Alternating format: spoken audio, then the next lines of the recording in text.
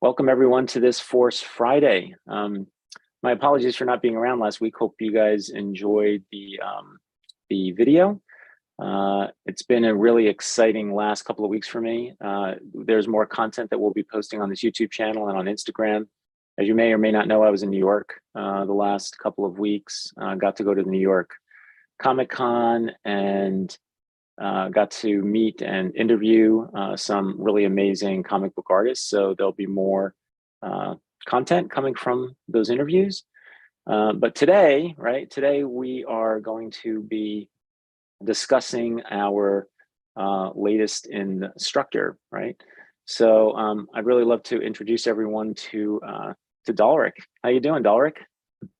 I'm good. Thanks for having me. I'm very excited. Yeah, we're very excited too. I'm very excited to have you here today. Today we're going to spend time fielding questions from you guys in the audience. We're going to go over Dalrek's past and interview him and how did he get to a place where he's become the next Force instructor. If you've been following us, you know that we haven't had a new Force instructor in some years now, really. God, I would say, what do you think, Swanley? Maybe 7 years, 8 years, something like that. Right, so this is a very rare occurrence, and maybe it'll be less rare in the future. I do have quite a few students that are really interested in becoming Force teachers, so I'm going to try to, I think, more clearly develop a program to help support that. And I think there's no bigger honor than having a student come and say, you know what, I really love what you guys teach. I want to become part of that team. So I really appreciate that, and Dalrek as well. So let's get to it, right? We have a lot of great artwork to look at today, and I want to give you guys the opportunity to get to meet Dalrek and see what his work looks like. So let's see. So here we are. Those of you that don't know Dalrek, this is how his name is spelled, right? So his Instagram is in the description. So you'll see that in the area with Swanley Matunje's mine. So Dalrek's is there. So definitely go check out his Instagram account right now or later today.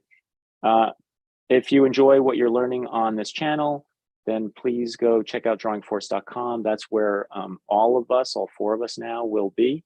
And if you're enjoying what you're finding on this channel, please hit the subscribe button. And don't forget about the bell, which will give you automatic notifications, right? So you don't have to keep tracking and worrying about when this is happening. So let's talk about Dalrek, right? So Dalrek, let's go, I know I do this in mentorship. I'm not going to go all the way back and linger there, but I do want to try to just go back really quick to the whole childhood piece. Were you drawing as a kid, or is that something that happened later in life?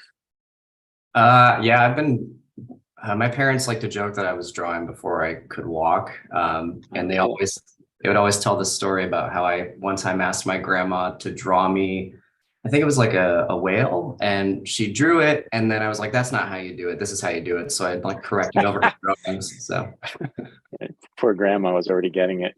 Yeah. It's very funny. Very funny. So you started, and we have you here. We're going to share more of this as we go through your content, right? But the main focus that you'll be supporting through the Force umbrella is animal drawing. Are animals something you've always been interested? You happen to mention the whale.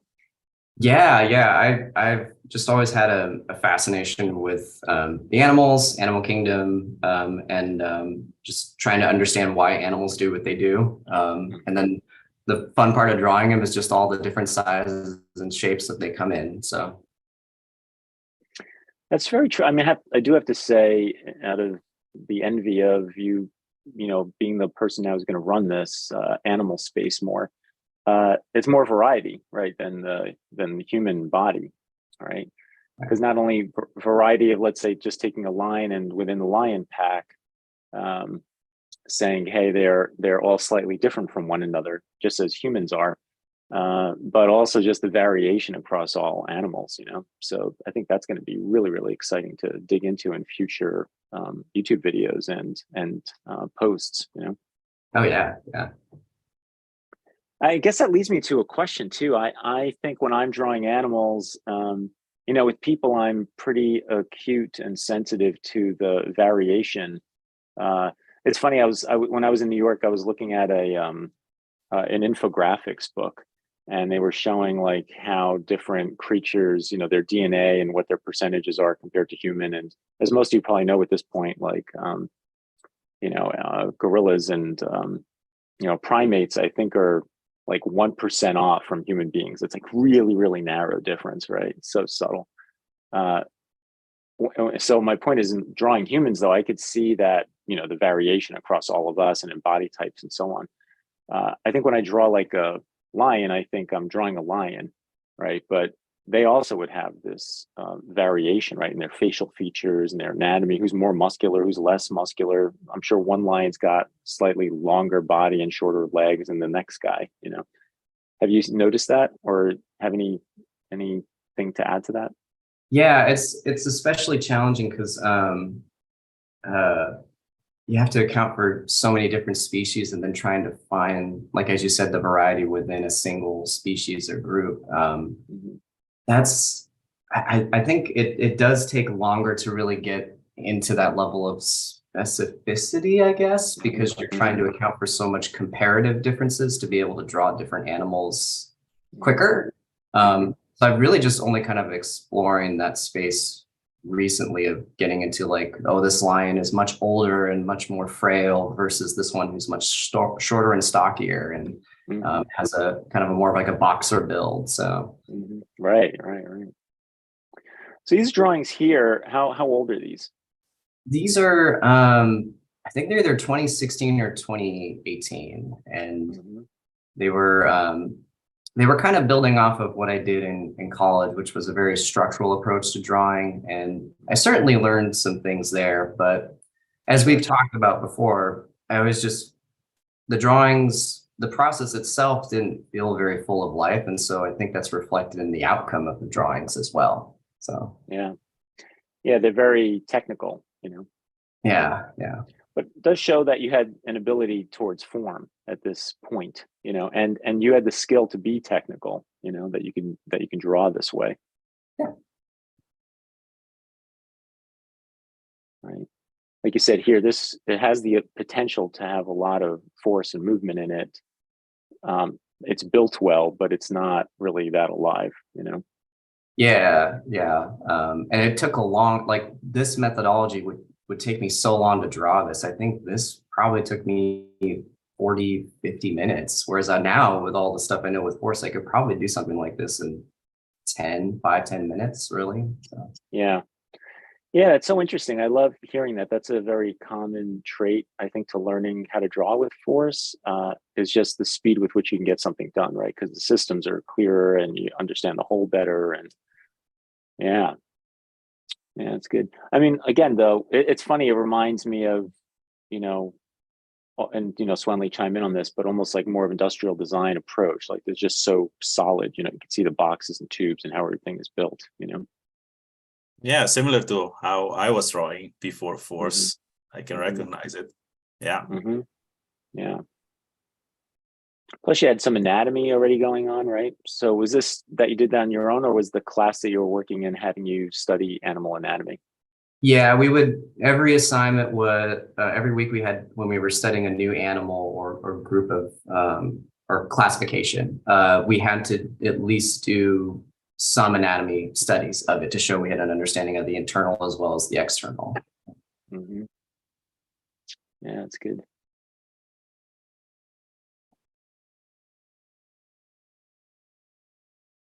Yeah, they're very well built, all the basic geometry is there, all the structure is there. That's fun. So how did you find us, right? Because then suddenly, you were in mentorship with me, right? So how did that, talk us through how that all happened, why it happened, and so on? Yeah, as I mentioned before, I went to school for painting and drawing, and the program was very much geared towards structural and painting. But one of the students had your book on dynamic figure drawing, like the core force book for animators. And I I bought it, and I remember I would go through it and copy the drawings, and I really liked it.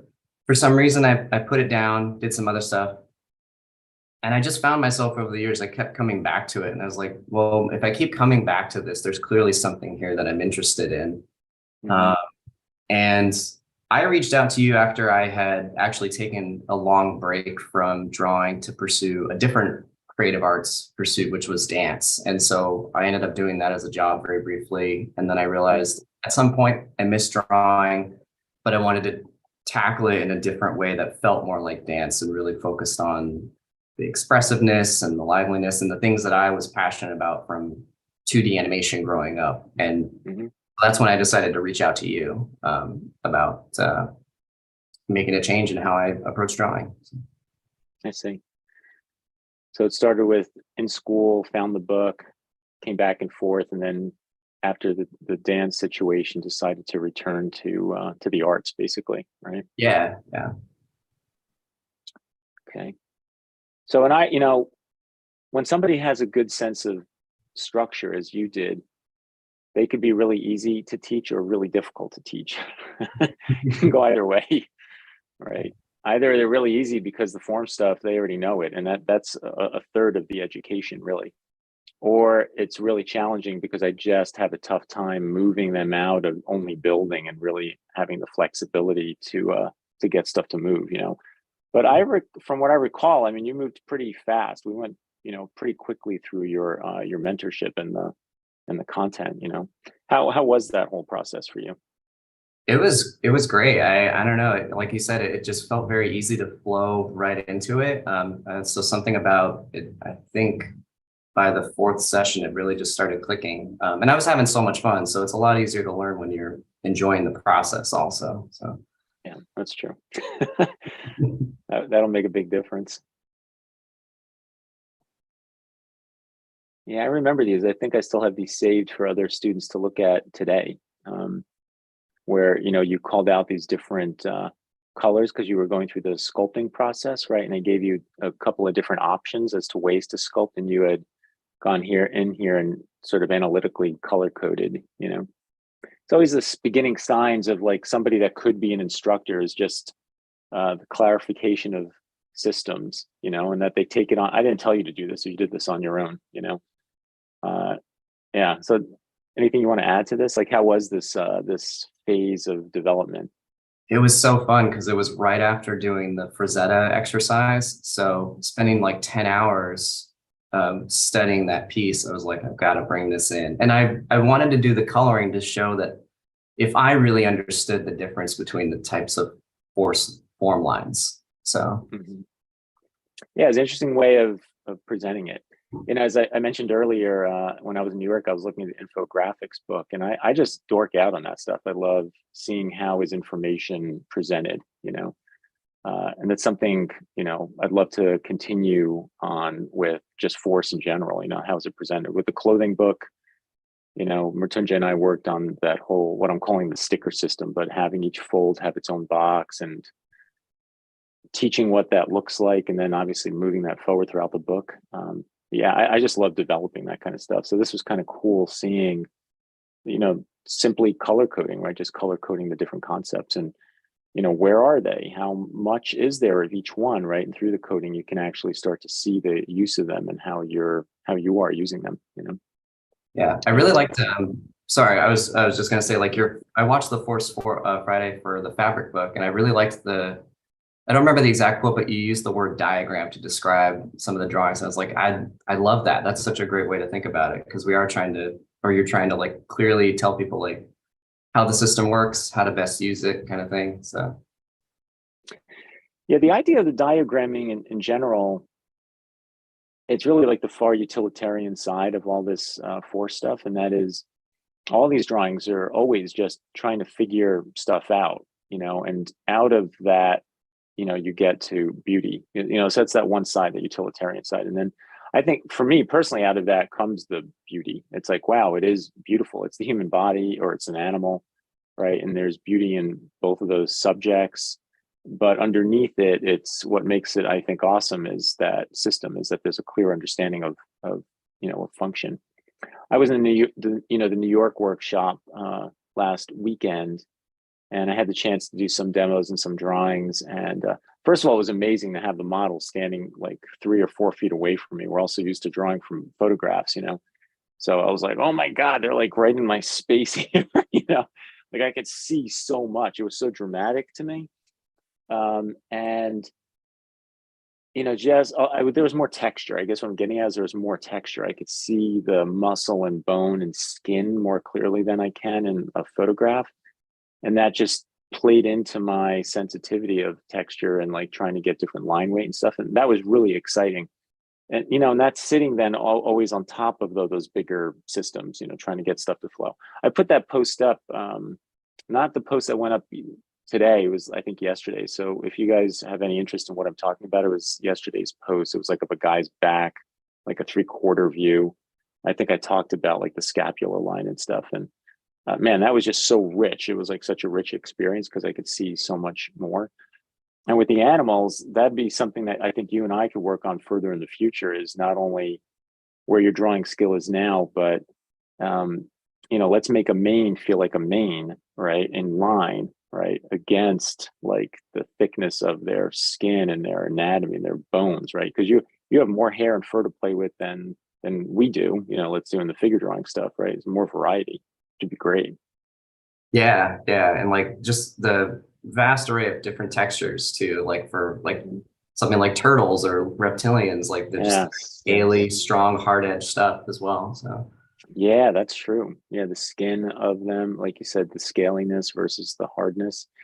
Yeah, I think there is a really rich opportunity there that I don't have in the book either, the animal drawing book, that I think is a miss, where we can remedy that, with you doing this work. So I think that'll be really awesome. All right, so let's keep going. Like I said, I wanted to share with you guys where Dalrek came from. You can see, obviously, he knows how to draw the figure. He went through mentorship with me, right? We've got all these other, figure drawings. Here's the sculpting. And then that started leading into some of the animal drawings in your own interest, right? yeah. So is this one of your older ones? Yeah, this was, I think, right when we were just getting into forceful shape. So I was always trying to do some type of, at that point, animal drawing in alignment with the same exercises of the human figure stuff we were doing. Mm-hmm. Yeah, it's cool.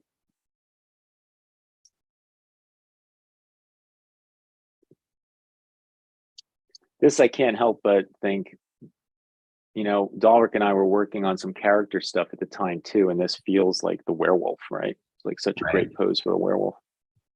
Yeah, very, very cool. Yeah, and we're hoping, our goal with Dalrek coming on, just to be clear here, is that he'll be heading up the animal section of the Force umbrella, and that could lead into even creatures and such, stuff that comes from that kingdom, Yeah, it's really cool. So maybe in the future, we'll even take a look at some of the other work that, that you did. Because you did I remember even on your Instagram, you posted other animals, that are more caricaturized. I think that's a whole other space for us to have conversation around, Yeah.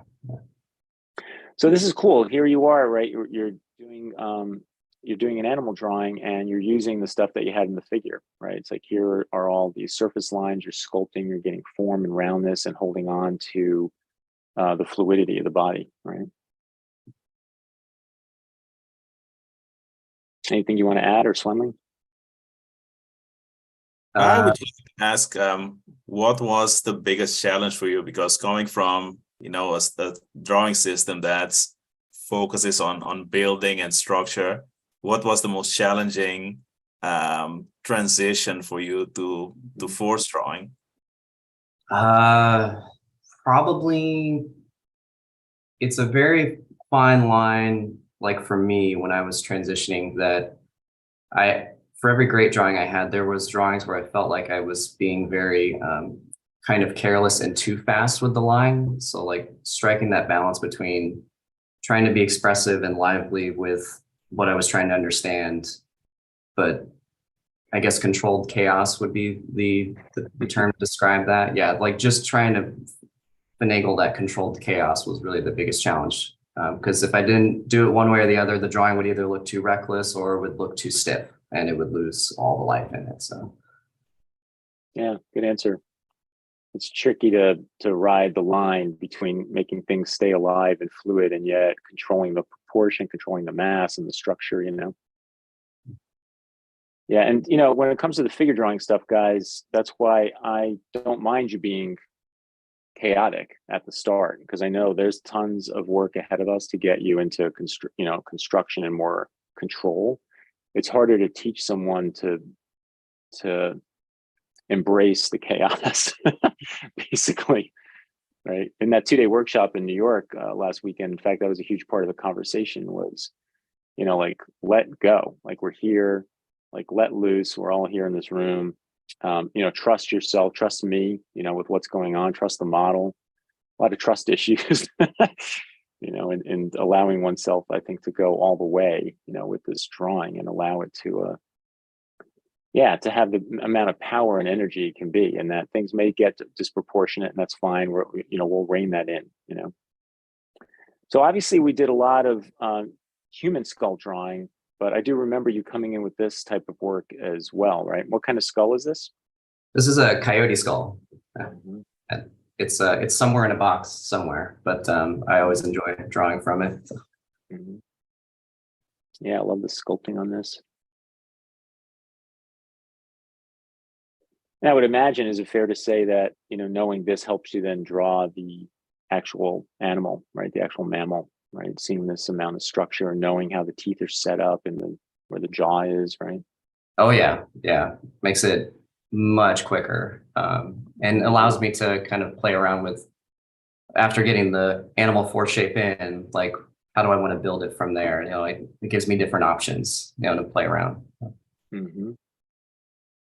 What I love about its mammals is this like open socket, you know, like it's still enough instead of being so enclosed like it is on the human skull, like the openness of this with the cheekbone, you know, coming up and wrapping down like that. You still have the same setup with the masseter muscle having to run through here, but it's interesting how the socket can be open like that. Yeah. Yeah, cool. Nice drawings. So where are we here, right? It looks like you were learning more about shape at this point and starting to combine, you know, wrapping that in basically into your education. Yeah. So the drawings on the left were from our assignments on shape. And then I had a person who was part of force drawing who had been following, reached out to me and was saying they were working on like drawing the figure from different angles and stuff. And I believe we were at this point too. And I told him, like, I'm not an instructor, but I can at least tell you what I'm thinking when I'm doing stuff. And maybe you could talk with one of the mentors who you're mentoring with about that. So I just did this little page draw.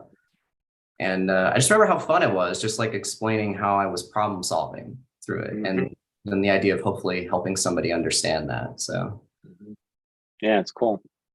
All little notations. I think that's the other part of the challenge. I mean, it's one thing to draw well, and that goes for anything. If you're able to do something well, it doesn't mean that you can teach it. You know, so Right. teaching is like a whole other set of skills that someone needs to have in order to be an instructor, obviously. And I think it's something, for me, it was something that I had to realize, oh, just because I'm good at something doesn't mean that I have the ability to break it down to the point that someone else could also understand it, you know. So I think you reaching out to help that student was a great practice to become an instructor. thank you. Yeah. Yeah, it's that ability, I think, to be able to analyze oneself well enough, right, to break down how you think. And then that second step, as Swanley said, is to explain. Can you explain clearly enough and have a methodology, you know, to all of it?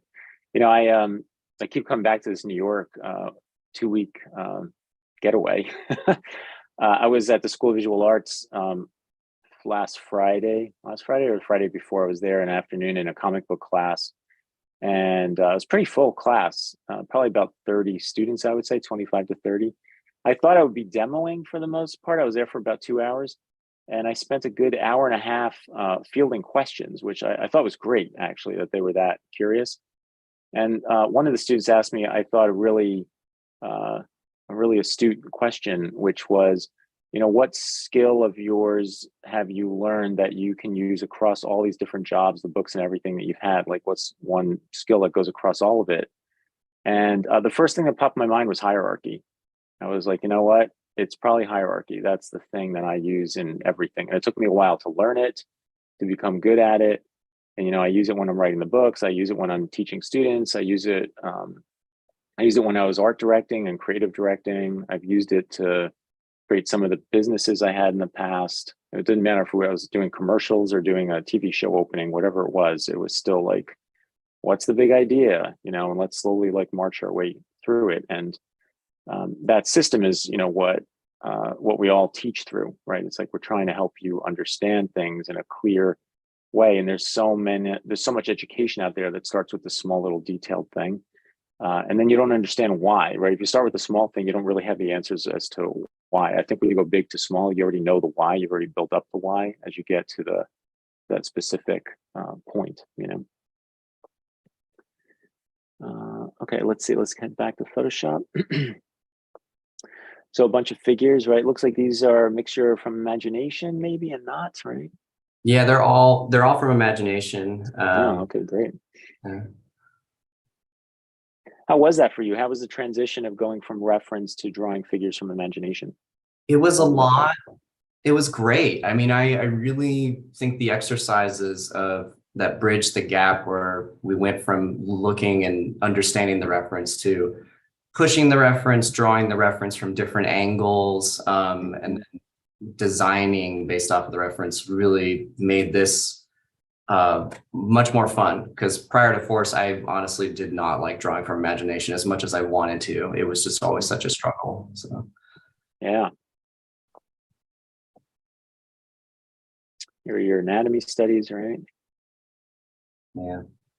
So not like it was intended to do this, but you guys get a picture here again of what it was like to go through mentorship, right? So this is what Dalrek went through. He went through all the stages that those of you that are being mentored or on premium, have gone through, right? And, very successfully navigated his way through that. Let's talk about this, right? And then here we have this awesome rhino page. One of my favorite animals to draw, actually. Yeah. They're the best. They're the best model at zoos, next to elephants for sure. Like they're taking their time. They're very courteous of your time, and that's true. They always try to give you a good angle. So yeah. Yeah, that's very true. Yeah. I think this was a Discord challenge, right? It was, yeah. Yeah, I had the pleasure to work with you on Discord in the animal drawing challenges, and I remember your drawings always standing out. It was barely, and for me as a teacher, when I see someone this good, the challenge is, what am I going to teach them? Right. But, fortunately, if you really look at the picture, you always see like some nuances. Then I have to pay attention to the details. Like, how can we make this even better and even more alive and forceful? Yeah, it's hierarchy, right? It's like you're looking at the students' work and seeing that they get the big stuff. That's usually where the miss actually is. It's like they miss something big, right? And it's because it's abstract, they didn't see it. And then, like you said, you start getting to the medium stuff, and it's like, okay, damn, they're really nailing that too. All right, now I really need to put on my glasses here, right? Yeah. See if I can really start pointing them to smaller details, something in the anatomy or the angle slightly off here, all right? The form might be, the ellipse on a form might be slightly off. It's all the smaller stuff, very good. What are these called again? Cassowary, right? Yeah. Yeah, these birds just look like they belong in the prehistoric era, and you don't want to mess with them. Yeah. If I remember, this was done. It was a Force Friday on the water analogy, and I would like, sometimes when I'm watching the Force Fridays, I will either draw along with the concept that's being talked about, or sometimes I'll just be drawing and listening. And in this case, I was just trying to do some more ink style drawing where there's no soft touch, and I'm just kind of like, what you see is what you get. And then I drew the water analogy on top of it. So it was a lot of fun. Yeah, it's cool. Yeah, it feels very spontaneous. This almost feels to me like it was done on location. If you told me you'd drawn this in the zoo, I would have believed it. You know, it has that look and feel to it, the spontaneity.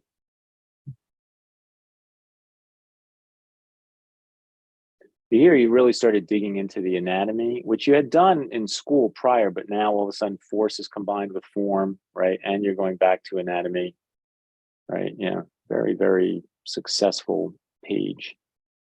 Yeah, I like the variety of information too. Yeah, seeing the skeleton in here. Yeah, it's really good. Yeah, Yeah, go ahead. Sorry, go ahead.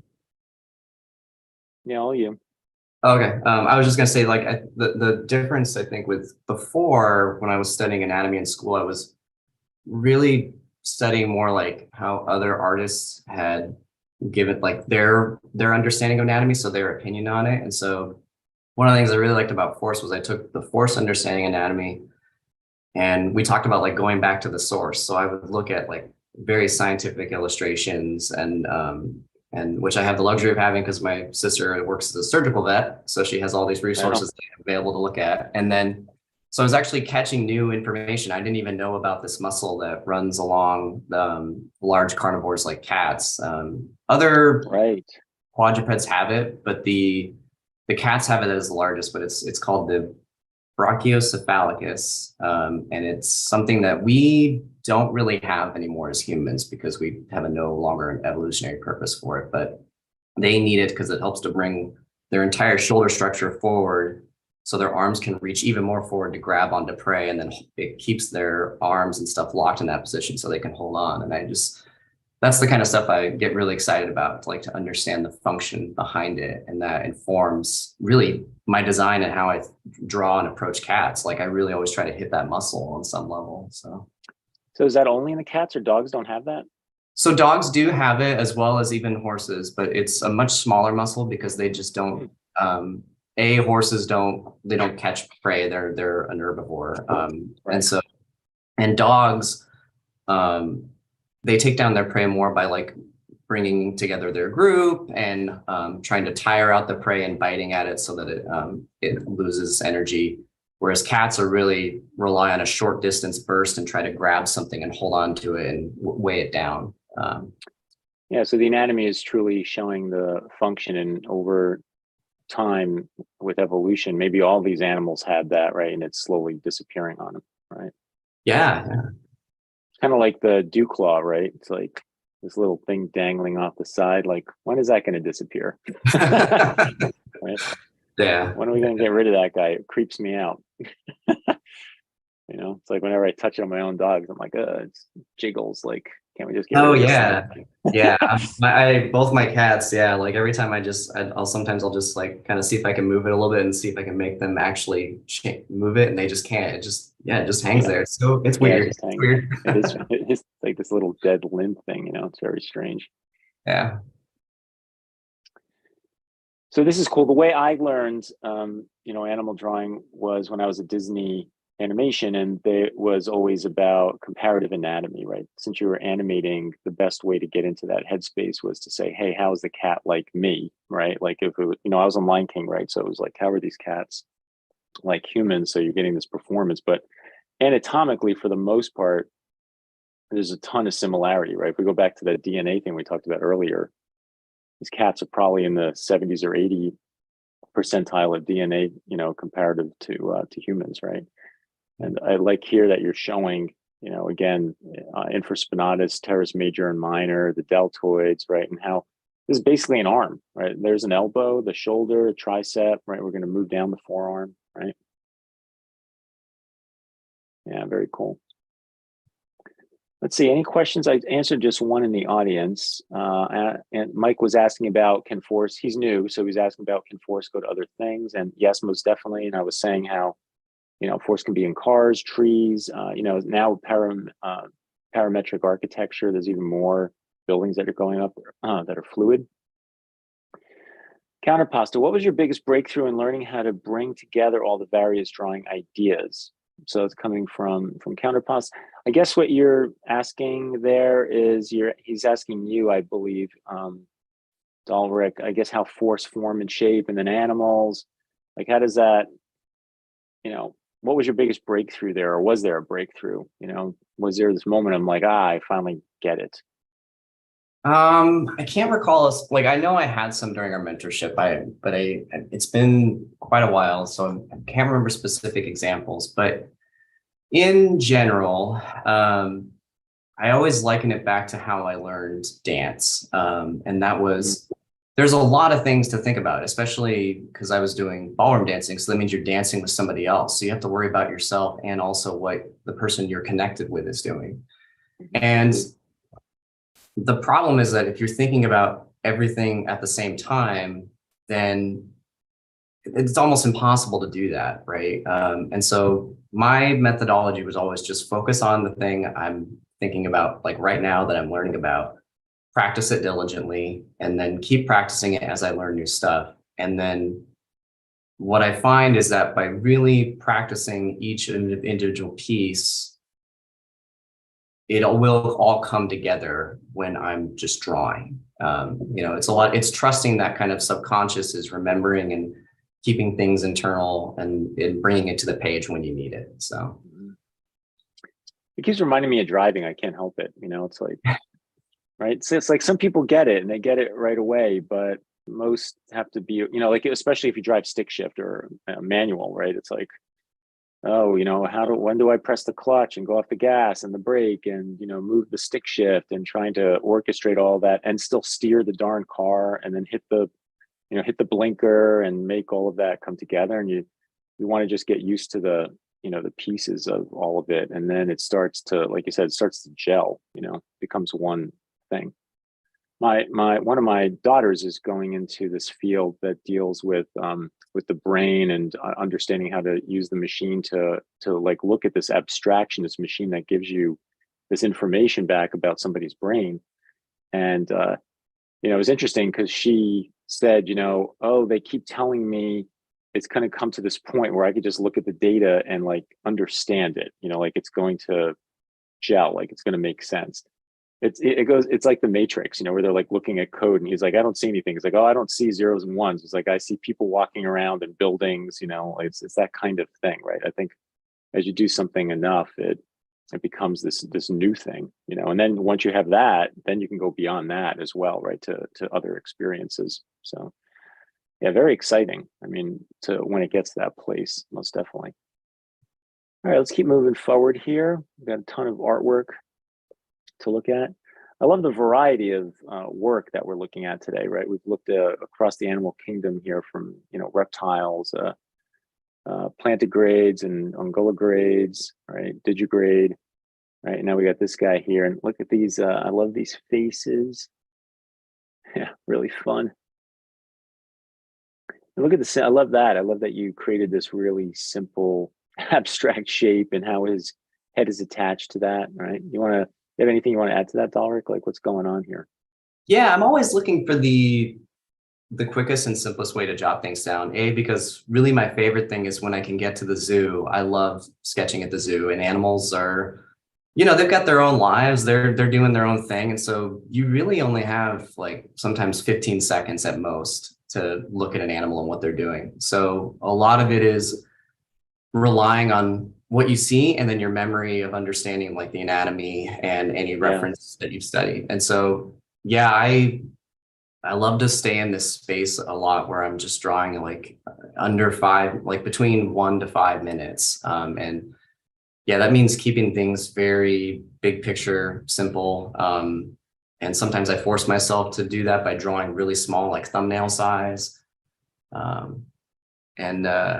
feel like it makes sure I get the personality across first. Because if I give myself unlimited time, I sometimes still, even today, fall into the trap of getting into the details. So it's a never ending, like changing of your mindset to make sure you're still doing that big picture stuff. So.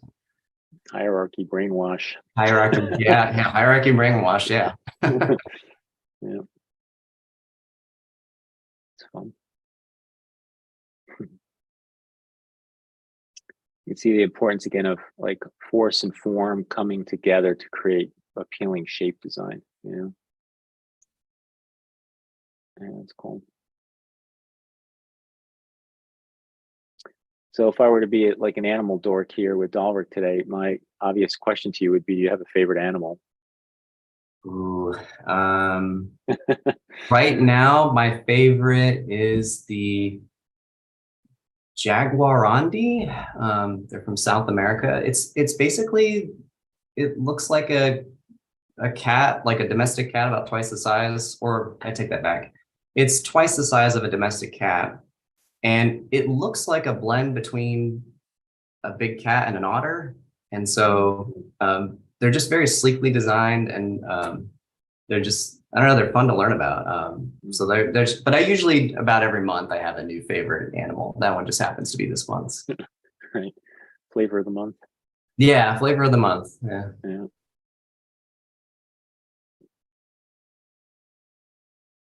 Baboons. These are actually these are mandrills. Yeah. Oh, yes. I can see in the face here. Yeah. What are you doing? Yeah. In Germany, the zoo in Cologne had these mandrills on an island. And so because of that, they were like in a line, like a parade, and they would keep going around this circle, pretty big island. So it'd take a little while for them to go around the whole thing, but it was a great opportunity to draw, you know, because they come around and they're all similar. So you kind of draw them in motion because there were like 20 of them, right? So you can grab information from one, then the next one, until you got one good drawing basically put together. Yeah, it was really cool. The good old horse. The easiest of all animals to draw. Yeah. Lots of fun sculpting going on here. Yeah, I would say, you know, a good artist even to reference for this, of course, is Heinrich again, right? Looking at his horses and his centaurs, just beautifully drawn, lots of lessons there. So going back to my, the book I was looking at in New York, I want to say infomercial, with the infographics. It was interesting. They had this page and it was like, what's the most dangerous animal in a year, right? To humans. And the shark, I think, had like 5 kills per year on average. The hippo was at 1,500. Dogs were at 500,000. And then I forget, above that were some snakes, like poisonous snakes. And then all the way at the top was some type of slug that has toxins that I guess in maybe more like third world countries, they can't resolve it. You know, they can't fix it. I don't have the medicine to do it. And that was like up over 1 million kills or something like that a year based off of this slug, which I'd never even heard of before, you know? Wow. So, but yeah, watch out for the hippo. The hippo is definitely an aggressive, mammal, you know? Yeah, I love the gesture of this. Again, it's very forceful. It's got good shape, good form, right? It's all there. Like this is a great, you know, quick sketch, a gesture drawing of an animal. And we have our more detailed work here, right? So what kind of cat is this? Very unique. That is the Jaguarandi. Yeah. Oh, okay. Yeah. I like here how you took the the roller coaster ride and you brought it over here. Right? Yeah, very cool. That's fun. There's a little cart on its edge. So you were, you know, you were sharing with me. You just came back from a short vacation where you went on roller coasters, right? Some of I guess the U.S. is best, right? Yeah, I went to 2 theme parks in Ohio that are known for the most intense coasters, I think, in the country. That's Cedar Point and Kings Island. And I've never been on rides like that before because I grew up as a Disney kid. And so the most intense rides, you know, were like Splash Mountain and I think California Screamer, which is now the Incredicoaster. But yeah, it was a whole different experience here, like 200, 300-foot drops at 80 to 90 miles an hour. Yeah, it was eye-opening and a very fun experience to really feel those forces, like the air time, and then like the just hitting those hard curves, like you feel like you're gonna get flown out of your seat at G-force levels. Yeah. It's like, remember, an object wants to stay in a straight line, right? Right. Yeah. With all that inertia and momentum behind it. Yeah, and then a changing direction, you really feel your body, have to deal with the change in trajectory. Oh yeah. Oh yeah. So tell me about this page. Yeah, I always like to every now and then I like to kind of go back to the beginning and go back to line and the early exercises we did as like a warm up. So very early on, I remember like the blind and the half blind drawing and stuff. And so I never want to lose the skills I learned from those and possibly get more insights from them. So going back to them is just, it's a great way for me to just continue to learn it. I always like to learn. And these are usually what my warm-ups look like. I'll do some skating or roller coastering, and then I'll do 3 studies of reference. And in this case, I was doing the blind stuff. Other times I might focus on a form exercise. And then I wrap up on the right side of the page, which usually like 10 little exercises of something. So in this case, I just wanted to draw from reference the animal force shape. Like, do I still remember how to quickly understand what's happening with the force shape and the form of it? So. Cool. Nice. I like the variation in the line here too. Yeah, nice sculpting. Thank you. Yeah.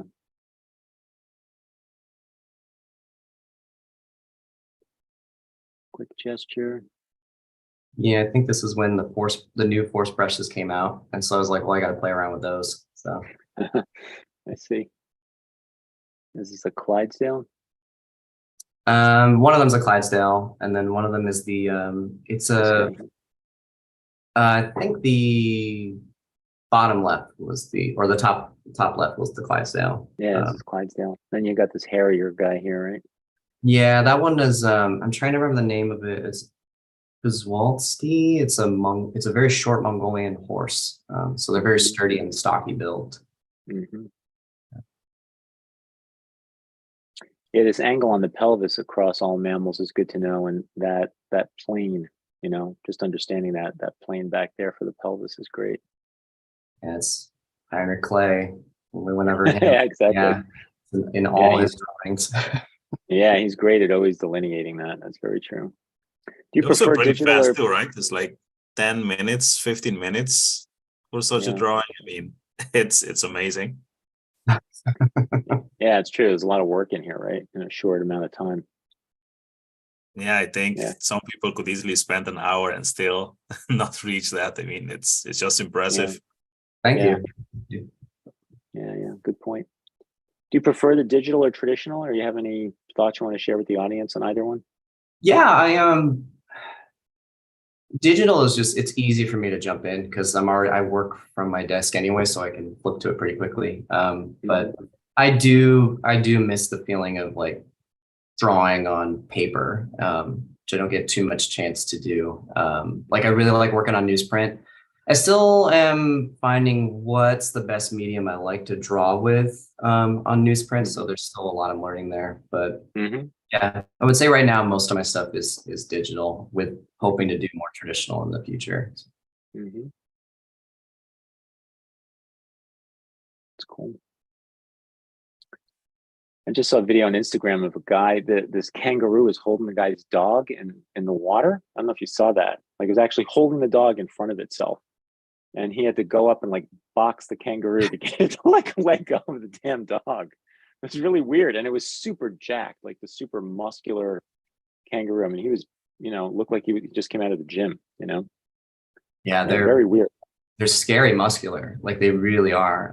We have one male at the Woodland Park Zoo of, I think it's a wallaby, so it's not even a full kangaroo, but it's even that one, like he looks like a bodybuilder. He looks like a mini Arnold. Thank goodness there's glass there. So yeah, and their kick, of course, because they jump around, right, is super, super powerful. Oh yeah. This is what we had in the thumbnail, a bunch of cat heads. So this leads us here as we're coming to the end of today's today's session. How are you going to start to see Dalrek's work, right? So Dalrek and I think we have a lot of exciting stuff ahead of us for you guys. What you'll first start seeing are these force bites. We have to be clever in some way, shape, or form, right? So Dalrek will be posting on his Instagram. And like I said, the link is in the description today. And, you'll be getting all this great, amazing information through illustration and text about how to draw animals. Then after that, we're going to probably move over to this YouTube channel where Dalrek will have his own playlist. So you'll be getting more videos, and obviously he'll be showing up here and there in the Force Fridays as well. So we'll probably start bringing in more Force Animal work on Force Fridays. And then last but not least, I think to me, probably one of the most exciting things is we'll work together on getting the Force Animal course revamped and updated and finally launch that sometime in the new year, right? So this is what you're seeing here. I share all this info with you guys because I want you to see this is the very beginning of a long stretch of runway as to what will be coming, in the future, right? When it comes to animal drawing, which I'm really excited about because I also really love drawing animals. I love going to the zoo. And I'm very excited that, with my shortage of time that Dalrek will be, picking up that I want to say scepter. I keep picturing picking up this scepter to, this baton to basically like carry this effort forward so we can help you guys be inspired and excited and learn more, how to draw animals, So yeah, anything you want to add, Dalrek? No, I'm very excited. I'm really looking forward to getting into this in the space and working more on this with you and the rest of the Force team. Yeah, so we've been working on these first posts together and trying to figure out like what the structure of them will look like, getting the, clarity of education, out to you guys. Yeah, like I said, I'm super, super excited about all the stuff that's happening. So this is the like quality level that we're only even starting off with. I don't know where we're going to go, but this is where we'll begin. And you can see here, we're talking about cat's paws, right? And how they're structured. We got the, the dew claw obviously in there. We've got line, form, and shape. Here it is on the tiger. You can see these different shapes here, and there'll be obviously a write-up that goes along with this, but all the visual information will be sitting here, right? Before I move forward, any questions from the audience? I haven't looked at this in a few minutes here. Looks like everything's good. Sharks have bad PR. Yes, I would agree. Yeah, there's documentaries on how Jaws really did it in for sharks, and there's something to be said about how something looks, and I love sharks, but a great white does not look like a friendly creature. It just doesn't. Poor guys. Snakes too. Like I don't know if you guys follow me on Instagram, but if you do, you'll know that my family now has a new pet. We have a pet snake. So I have 2 dogs and a snake living in my house. And, it's bad PR, right? Everyone thinks, oh my God, you have a snake. Like, how do you have a snake in your house? Aren't you scared of it? And it's like a 4-foot python. It could barely kill a mouse. Like it just about does that. So it could feed itself, not going to hurt a human being, and it's really friendly, actually very, very friendly pet, So here's more on seals, right? And I see we're talking about ideas and time here, like how much can, I guess, you get done in X amount of time, right? And you and I were talking a bit here about the anatomy of the front legs, right? Tricky with seals because they're actually otter look, no pun intended, otter. They're stranger looking than the cats and dogs. To me, actually, that's easier to see in the hands and feet.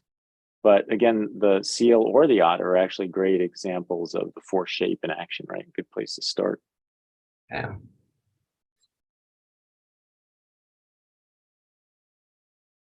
So here's overlaps shown in the seal head. I love these. I love all these folds and wrinkles going around the lower, the lower jaw and the shoulder and the neck, right? All this like body fat that they have. It's like basically a fat force shape floating around. It's got buoyancy with some fins on it, right, for propulsion. Yeah. Anything you want to add, Dalrek? Yeah, one of my favorite things, about drawing animals is we talk a lot about variety, is even just the variety of skin. Sometimes it's very bulbousy and has like thick layers along with a lot of fat underneath. And some animals have very soft and like very thin and sinewy, wrinkly skin. And so that really is another opportunity to think about force in there and how to communicate it throughout the whole structure for the animal. So. Mm-hmm. So two favorites combined in one post: perspective and horses. Right. Yeah, this is the straw that breaks the horse's back. You know, if you can get through this, then you can pretty much get through anything. Yeah. I think my favorite thing about these is we go back to the Discord challenges. It almost felt like, I think there was a couple times in a row where Swenley, you didn't have any notes, and I just noticed you started putting out harder, more challenging reference, like horses doing crazy things at different angles, and I was like, oh goodness, okay, all right.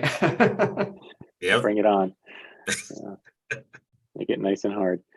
It just cracks me up that there's like this little 4-point perspective with these extension lines all over the place. You know, this little tech piece here, and it's like, yeah, take that. There it is, and here's what it looks like. You know, boom, boom, boom. But there's so much skill that it takes across so many different factors to get to a drawing of a horse like this. You know, forget about horse anatomy and animal shape and animal forms and structure. You got perspective, 4-point perspective, force in general, shape design, all that stuff. You know, years worth of work really to get to doing something like that. You know, and it just looks like it's a 1, 2, 3 here. But I want you guys to be aware there's a lot of work that goes into that. What I like about these is that they look easy to study, I think because it's so clear, you can see all the forces and all the turning edges. So these are great to study from. Yeah, that's what Dalrek and I are after, right? We're trying to make these like little study cards for you guys, right? These are very savable.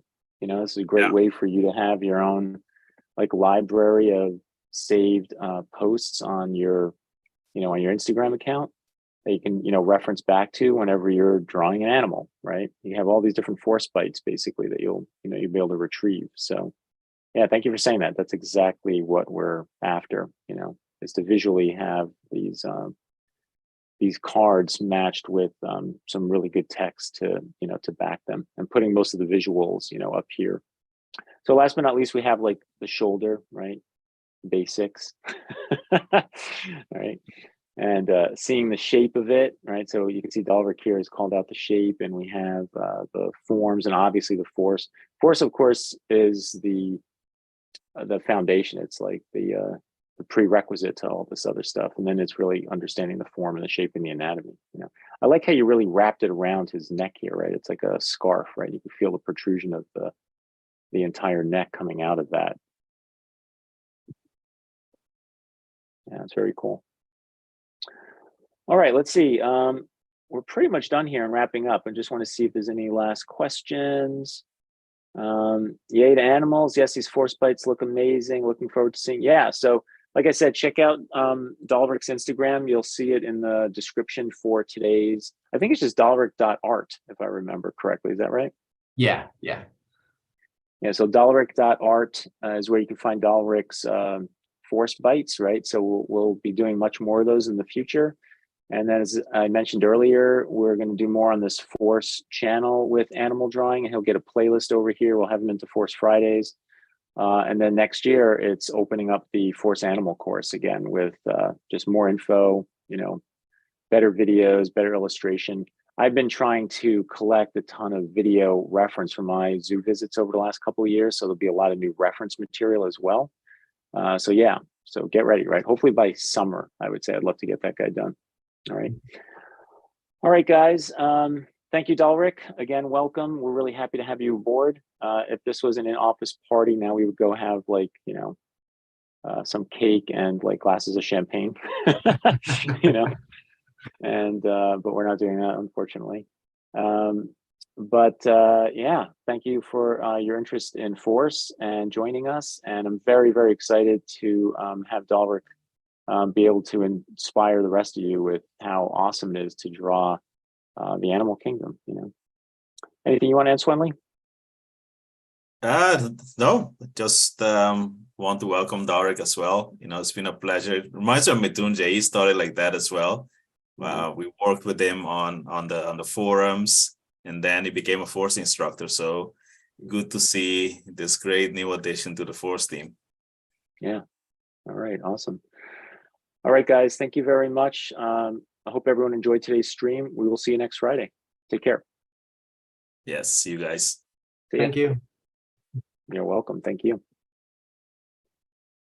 And